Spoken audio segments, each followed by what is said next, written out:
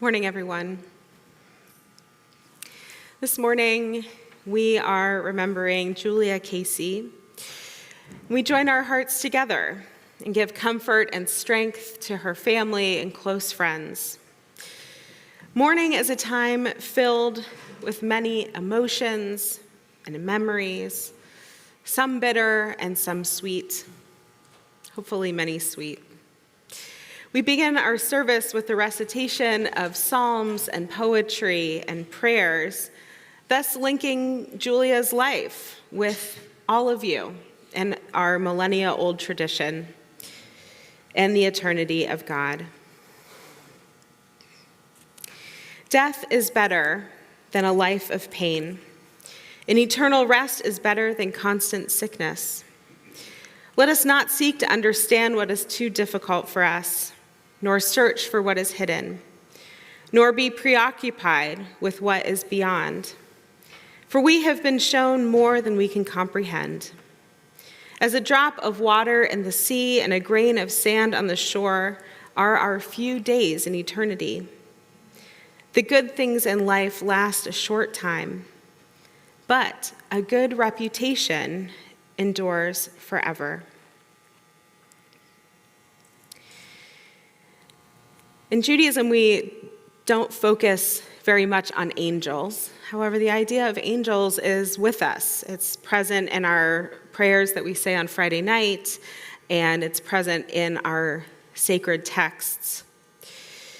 And in this poem, it talks about what our angels do. Our angels spend much of their time sleeping. In their dreams, they tear down the new houses by the sea and build old ones in their place. No matter how long they may sleep, 100, 200 years, 10 centuries is too much. The first to wake up takes the torch that has been handed down, adds a drop of oil to the lamp, blesses the eternal light, and then recalls the name of every other angel. And one by one, they are remembered. They wake up. For them, as for us, there is nothing more beautiful than memory. Throughout our service this morning, and hopefully at the burial as well as the lunch, our job is really to remember. Our job is to tell stories about Julia's life, how she supported us, how she helped us, what we offered her throughout her life. And this truly is, in our Jewish tradition, how we live on into eternity, by remembering, by saying her name, and by sharing time and space together. Birth is a beginning, and death a destination. And life is a journey, from childhood to maturity and youth to age, from innocence to awareness, from ignorance to knowing, from foolishness to discretion, and then perhaps to wisdom, from weakness to strength or strength to weakness, and often back again, from health to sickness, and back we pray to health again. From offense to forgiveness, from loneliness to love, and joy to gratitude, and from pain to compassion, and grief to understanding.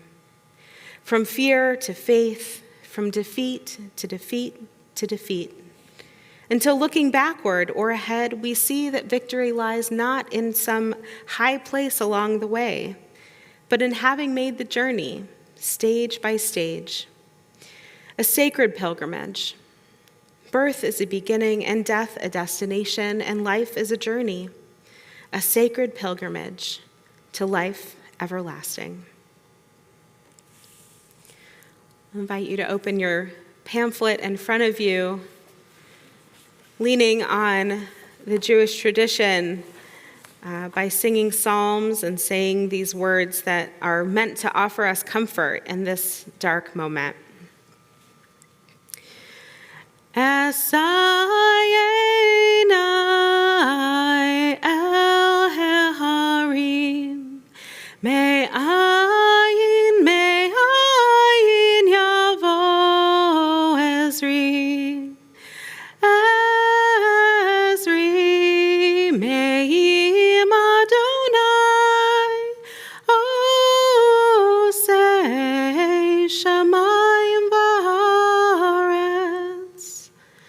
I lift my eyes to the mountains. What is the source of my help? My help will come from the Lord, maker of heaven and earth. God will not allow your foot to slip. Your guardian will not slumber. Behold, the guardian of Israel neither slumbers nor sleeps. The Eternal is your keeper. The Lord is your shade at your right hand. The sun shall not harm you by day, nor the moon by night. The Lord will guard you from all evil. God will protect your being. The Lord will guard you coming and going from this time forth and forever.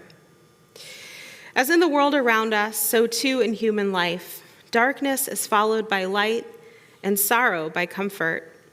Life and death are twins. Grief and hope walk hand in hand.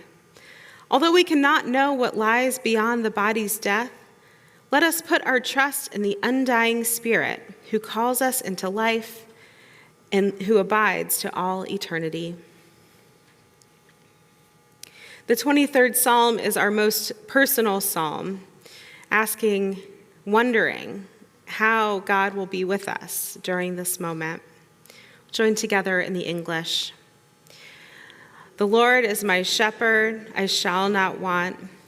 Makes me lie down in green pastures. He leads me beside still waters. Restores my soul. Leads me in the right paths for the sake of his name. Even when I walk in the valley of the shadow of death, I shall fear no evil, for you are with me. With rod and staff you comfort me. You have set a table before me in the presence of my enemies. You have anointed my head with oil, my cup overflows. Surely goodness and mercy shall follow me all the days of my life, and I shall dwell in the house of the Lord forever.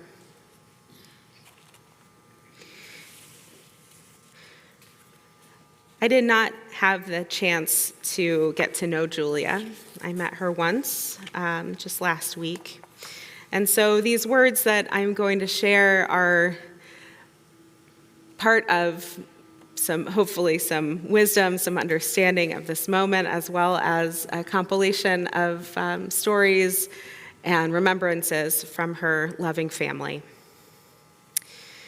There is a striking allegory described in the very nature of life that comes to us from the early Anglo-Saxon tradition. Not the Jewish tradition, but that's okay. We learn from everywhere.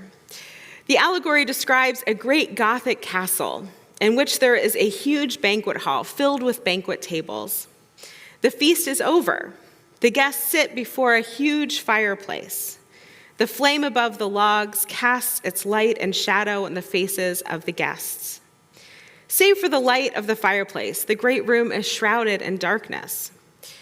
Suddenly, from an open window high above, a wild swallow, lured by light, flies into the hall.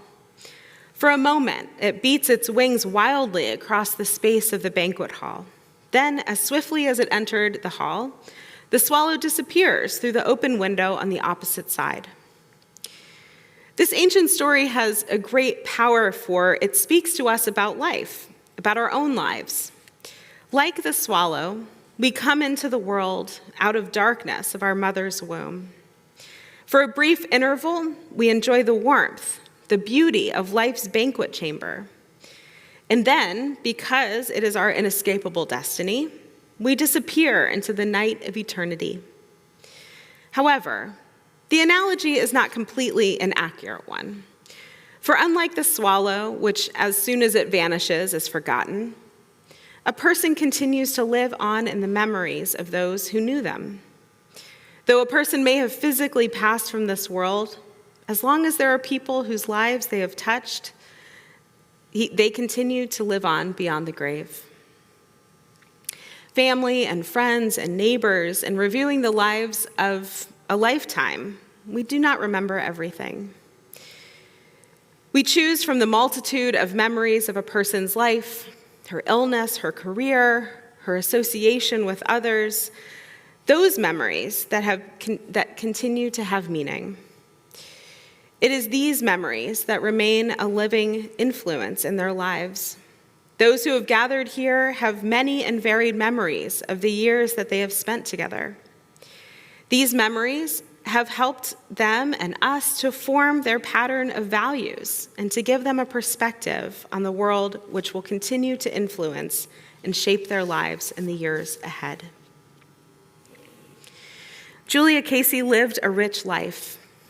Born in Rochester, New York, she was raised in Georgia, a place she always considered home. From a young age, it was clear how smart and exceptional she was, outpacing the other students in West Point. Her schooling continued in Atlanta at Westminster Boarding School, which led to undergraduate studies at both Carleton College and then the University of Washington, and eventually law school here at the University of Toledo.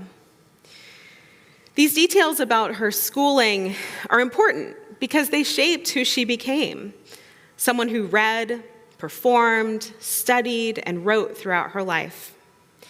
From a young age, she was taught to always say thank you and to live with a high moral standard.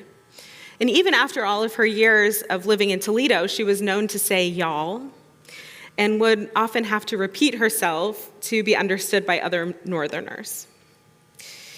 In her professional life, she paved the way for other women to practice law in Northwest Ohio, starting a chapter of the Women's Bar Association here. And starting a firm with Sheldon, they served those in need who were in need of legal help here in Toledo, no matter their station in life. Her gregarious nature paved the way to strong relationships with their clients, and really anyone she met. Later in her career, her assistants became her caregivers, and in Dorothy's case, a 34-year friendship. Julia counted on her other caregivers throughout her progressive illness, and they became her family. Dorian shared a story with me that one of her caregivers from 15 years ago recently came to visit Julia in her final days. They chatted about how she still remembers the skincare routine that Julia offered her. But more than that, she was proud to say that she set goals for herself and for her family. And it was due in part to the support and guidance that Julia provided. She took care of her caretakers and always said thank you. So many people surrounding Julia during her MS diagnosis and the ensuing years of the progression of her disease. Throughout her illness, people would lament to her why such a thing could happen to such a good person. And according to Sheldon, her sage response would be, "Why not me? How am I that different?" This philosophy guided her, and her illness did not stop her from working, from being a parent, a spouse, a cousin, and a friend. Throughout Dorian and Marshall's childhood, she was present, attending their games, teaching them to stand up for people, encouraging them to explore what the world had to offer as far as philosophy and other religions. She raised them with a strong connection to Judaism and a love of music that continues for Marshall today. As Sheldon put it, if there was a feminine version of the Yiddish word mensch, meaning a stand-up man, Julia would fit that bill. Anna, Julia's daughter-in-law, mentioned her bravery and courage to face each day with her illness, but that it didn't define her. What defined her was her love of her family, caring for animals, reading, writing poetry, football, and being with her people. She truly was like that swallow, diving through the great hall, yet not fleeting. Her memory will always be a blessing. Her legacy of kindness and devotion and a high moral standard will remain with everyone who knew her. Zichrona livracha, may her memory be a loving blessing. Now I'd like to invite Dorian to share some words of memory.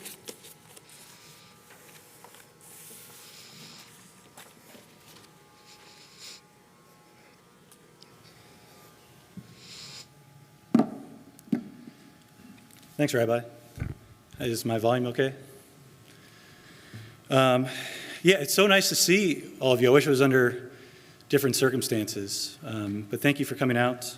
Last time I was in a pulpit here was 25 years ago at my bar mitzvah, so if I devolve into my Torah portion, just wave to me and I'll try to bounce back. There is a coping mechanism that professionals refer to called the positive reappraisal, and it talks about you don't run from the trauma, you don't hide from the difficult situation. You embrace it, but you try to find the silver lining while doing so. And I'm still coming to terms with not having my mom around and what it'll be like to not have her around in the future. And it was very difficult to see her progression of illness over the years. But the objective truth is that my mom lived a very long, very full, and very loving life. When I was about 10 years old, there was a day where I was just complaining about a lot of things, inconsequential. And she told me that I should consider being an airplane inspector when I grow up so I could use my skill of seeing all the bad in things to help people. I didn't become an airplane inspector, but I do follow 2 airline safety blogs, 2 turbulence trackers, and I try to shake the hand of the pilot every time we have a smooth ride. She was supportive of all my brothers and me, and supportive of our dad as well. We would watch sports together a lot. Oftentimes we'd have 2 TVs in conjoined rooms, and her TV was a few seconds ahead in the broadcast than ours. And so my dad became convinced that he could predict plays before they happened. But I'm pretty sure you could just hear the cheers from the other room, and my mom never corrected him. She became fascinated with the natural world after she got sick.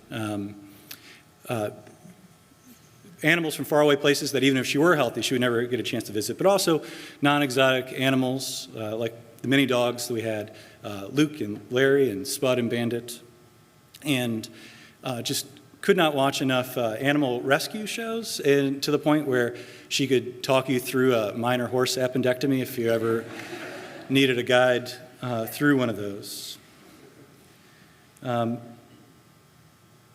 And while my mom's ability to travel was limited, she was constantly surrounded by friends and family.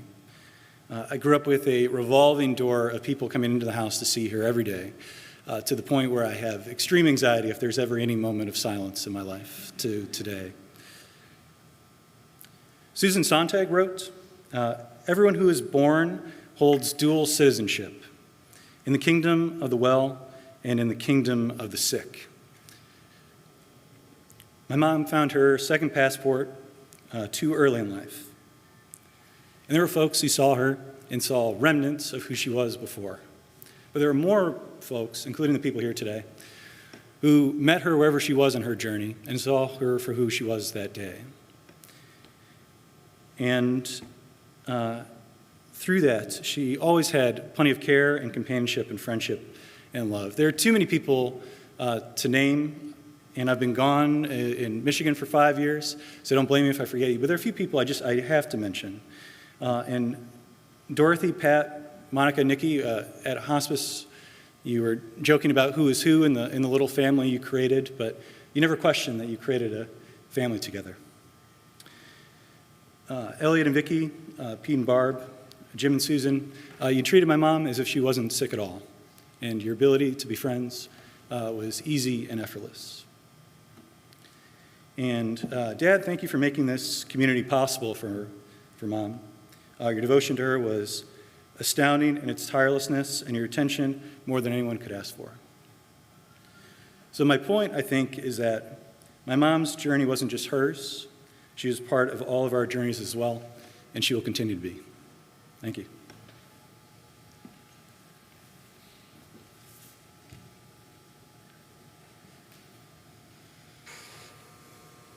Take a moment now for you to think about the impact that Julia had on your own life.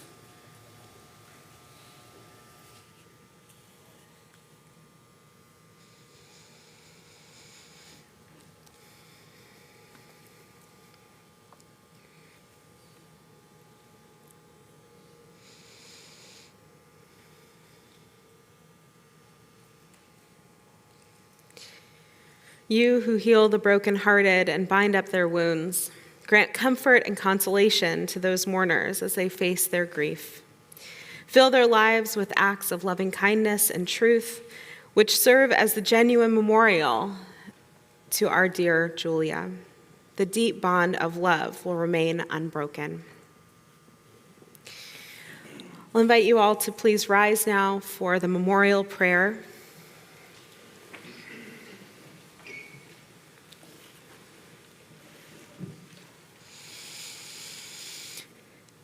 El Malay Rahamim Shochen Bamromim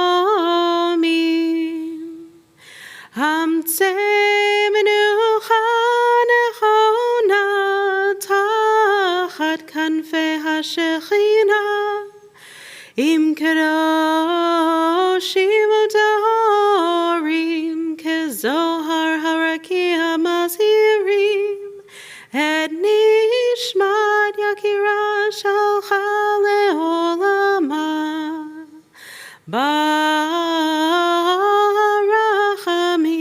Yastireha Besater Knafav Leolamim Beitzror HaChaim Et Nishmata Adonai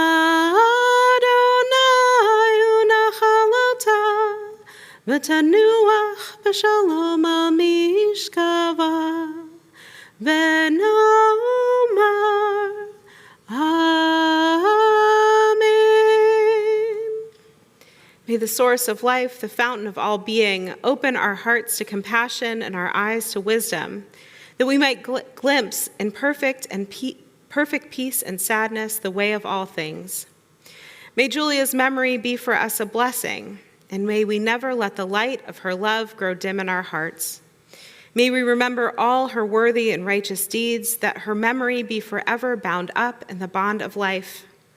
God is our source and our destination, our beginning and our end. May Julia's death awaken us to this truth, that the bond of love we shared and share not be severed in sorrow. May she rest in peace, and let us say, Amen. We'll continue with the Mourner's Kaddish, which is on the back of your pamphlet. Yitgadal v'yitkadash shemei rabbah be'alma divrach hirutei v'yamlich malchutei v'chayechon uv'yomechon uv'chayei dechol beit Yisrael ba'agalal v'zman kariv v'imru Amen. Yehei shmei rabbah mevarach le'olam olamei omaya. Yitbarach v'yishtabach v'yitpa'ar v'yitromam v'yitnaseh v'yitadar v'yitaleh v'yitalal shemed kudesha brechu.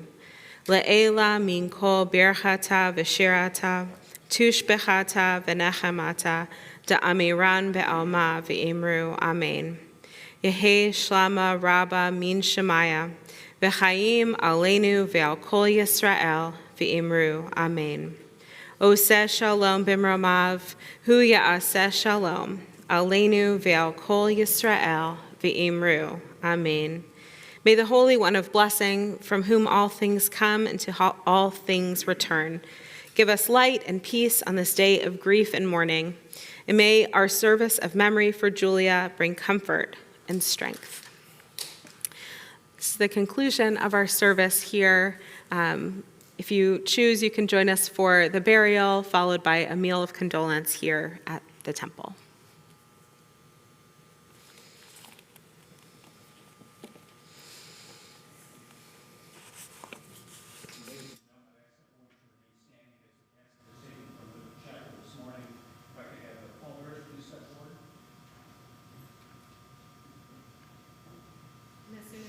As soon as the pallbearers leave, then we can all process out.